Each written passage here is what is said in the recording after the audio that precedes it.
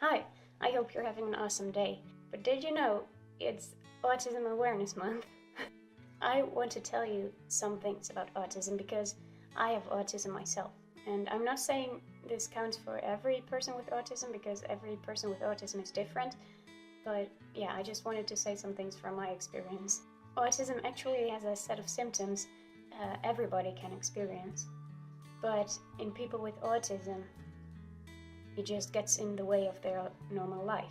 Autism is actually a spectrum like this, so the people on this side of the spectrum have really bad symptoms. They just need to be taken care of like children, but they can be really smart. But on the other side of the spectrum, there's more people like me who don't experience these really bad symptoms. The people who don't have autism are on this side of the spectrum, so out of the spectrum. So people without autism still have these symptoms and can have worse or less bad symptoms.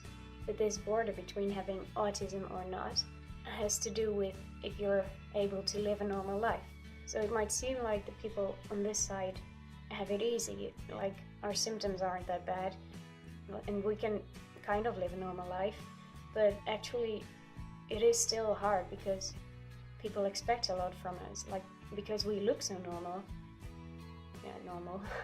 People just expect you to work 40 hours in a week, but that might be really exhausting for someone with autism, especially if they have to communicate a lot for their work. Then it's better for them to work a little less. But then people around them are like, why are you so lazy? Why aren't you working more? You know, the symptoms that I experience are I get exhausted quickly, especially while communicating, because I don't understand what's expected from me. Like, what do I say and when do I laugh? And all these things just go around in my mind while talking to someone. And like, do they think my voice is weird? And I don't know if I'm doing this right. It just feels like everybody has telepathy, like, I don't like it when you talk about that, so stop it. It feels like people without autism can just say that to each other without talking. And then the other stops talking, like, oh, okay, you don't like what I'm saying. But people with autism just are missing that, so we don't understand. If you don't like what I'm saying, please just say so, because otherwise I won't know. That's why it's also harder for people with autism to make friends. We don't understand the telepathy, and that's why people start talking behind your back. But it would be really great if people would just say what they feel, because in this example, when you know someone has autism, you can like talk about it, and the person with autism can say like, I don't understand when you want me to stop talking, so please say so if I'm saying something you don't like.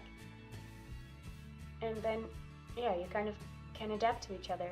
So I also love that there's going to be a Sesame Street character with autism, because then children get examples of how you can communicate like that and respect each other's needs. Also, a reason why people with autism probably get bullied is the communication itself. I don't know if you noticed, but I think I have a monotone voice sometimes.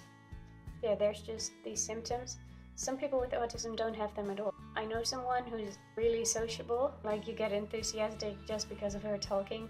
But yeah, a lot of people with autism kind of stutter or hesitate between their words, or don't know how to say something, or they just have a monotone voice. And all those things actually kind of make them sound annoying.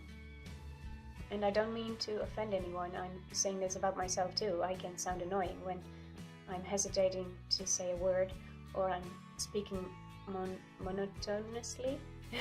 It's just easier to talk to someone who speaks on and goes up and down with their voice. That causes a lot of people to stop listening to someone with autism. Yeah, just don't judge a book by its cover.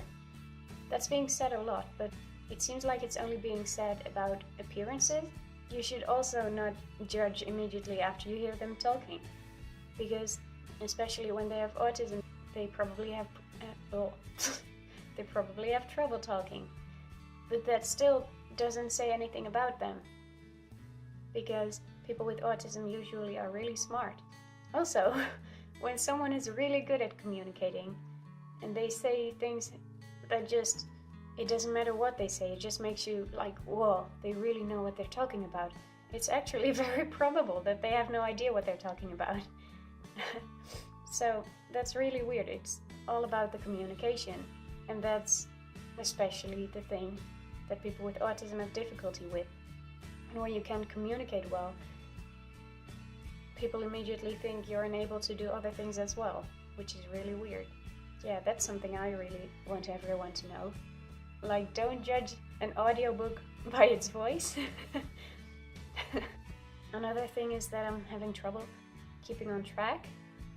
What? Because, what was I saying? But also in my life, like when I have the dishes to do and I have to do something for school, and I'm also thinking about the future, like where do I want to live when I have money, then I can't seem to get back on track. Like people without autism probably just think the thing you have to do first is homework, of course, and then the dishes, and the future comes later.